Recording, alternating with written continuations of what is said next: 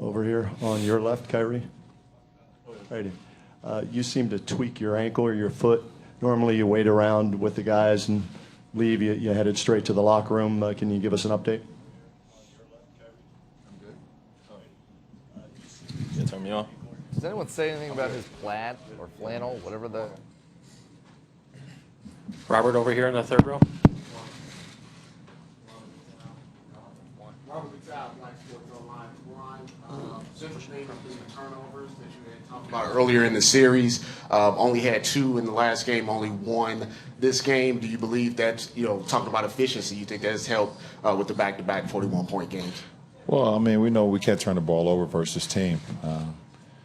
They make you pay anytime you make a mistake, and for us to only have 12 turnovers today for 16 points is definitely key to our success. And you can't turn the ball over versus anyone, in our league, but especially in the finals versus the defending champions. You can't do it, and because they make you pay. So we did a great job of not turning the ball over, including myself, and I just try to put myself in position, put my teammates in position to be successful.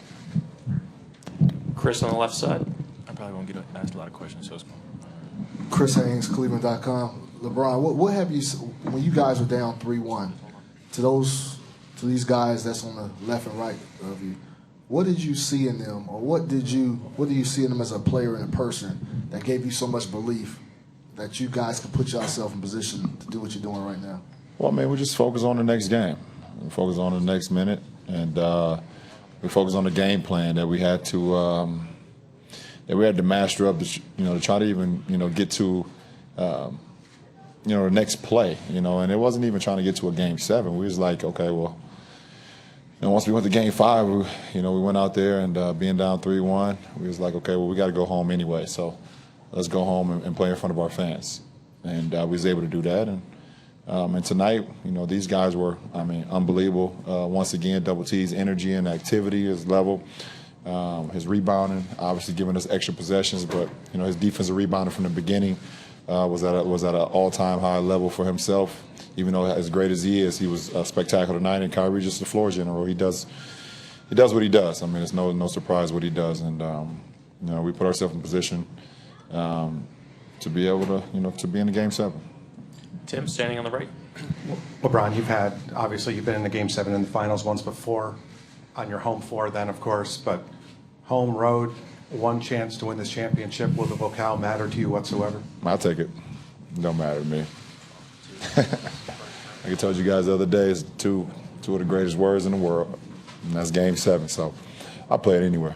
How long did it take for the realization to set in that you have an ultimate game opportunity? Were you even thinking about it even before the clock hit zeros, or? No, I'm actually not really thinking about it too much right now. I'm ready to start my treatment session, get home, get something to eat, lay down, get ready for that flight tomorrow. I'm just very chill right now, actually. Joe, front left. Joe Varden, Cleveland.com. Kyrie, curious just about, now that you are in Game 7, how you keep the moment from becoming too big. I mean, this is the biggest game you've ever been in, and after all that you've been through personally, how do you separate from that and just kind of focus on what you need to do out there on the floor? By just accepting it. Don't shy away from it. It's Game 7. All I've done over my life is watched a lot of Game 7s and seen how guys come out, seen the sway of the game, just watched a lot of film on it. But now that I actually get to play in one and experience it, I'm ready to live in it, and just hoping we come out with a win on the other end of it. But this is the all-time high of being part of a team. Both teams have one chance to win the championships, one game that's separating that, and just doesn't stop there. So, I'm excited to just get to Sunday and see what it's really like. Again, front row on the left. Tristan, Hayden Grove, Scout.com.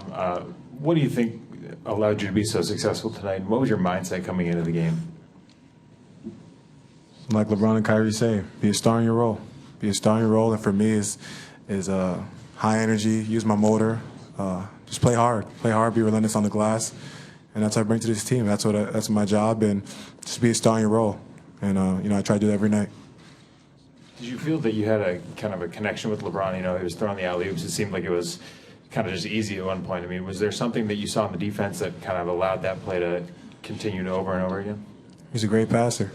Threw it right where I wanted to go, and it's up to me to go up and go get it. Go up and go get it, and you know, when LeBron drives to the rim or Kyrie, you know, they attract two guys. So for myself and others, just get to the open area, and you know, when they throw it to you, pass to you, go up and finish strong. Dave here on the right. David Gretaman, ESPN. LeBron, in the second half, there was a stretch where you scored or assisted on 27 straight points. I think you scored 20 of them. When you get in that mode, do you find something in terms of rhythm within yourself, or is it you finding something in the way that you're defending you, or can you just describe what it's like to be like that, playing like that? Just out there playing. Just reading, reacting. My teammates, like I said, put me in position to be successful. You know, either when I have the ball or when I don't have the ball, they're giving me the ball where I would like it. They're setting great screens and just trying to put pressure on the defense. You know, and I've been fortunate enough to see the ball go through the hoop the last couple games, so you know, I feel pretty good. Ramona on the left. Hi, Ramona Shelburne, ESPN. LeBron, you've obviously had a long history here in Cleveland. What did it mean to you to be in the building tonight and see the fans have a game like this? Well, they deserved it. They deserved it. We knew we were going to get out of them, and now it was up to us to go out and give it back to them. And I think we held up our end of the bargain. We knew we were going to get out of those guys, all 20,000 plus.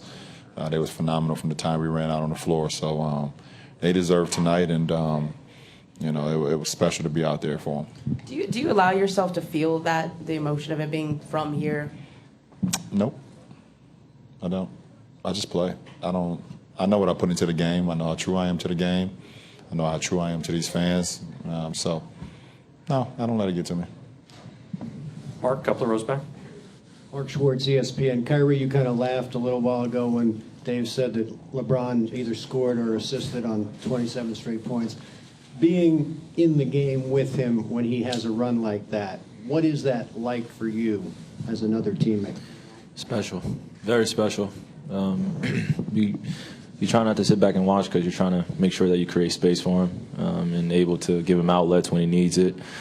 But, I mean, when a guy's got it going like that, I mean, it's just unbelievable to be a part of. And, you know, I'm not going to say exactly what he said to us on the bench, but we kind of knew what he was up to and what he was trying to do out there for us offensively. And it was just stay aggressive. I mean, that fourth quarter was unbelievable.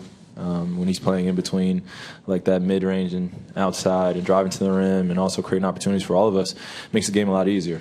And then when we're getting down transition, I mean, it's just unbelievable to be a part of.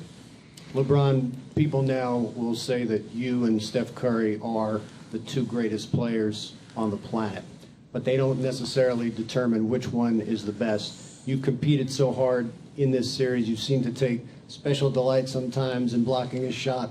Tell me what that's been like to compete against a guy that's sort of vying for that title with you. I mean, obviously, at the end of the day, for me, I think I don't really get involved in that. I try to be the best player I can be for this team every night, lead these guys out. I mean, I actually had a competitive shooting game with my kids last night. You know, we was shooting baskets last night between myself and my two boys, you know, which ended up not going so well for me at times. You know, those guys have home court advantage over me. But at the end of the day, my whole mindset is how I can put myself in position to help these guys be successful, and I can be successful as well. I don't really get caught up in what everybody else talk about. I think you should know me by now. I see what you're trying to do, though. Jason up front.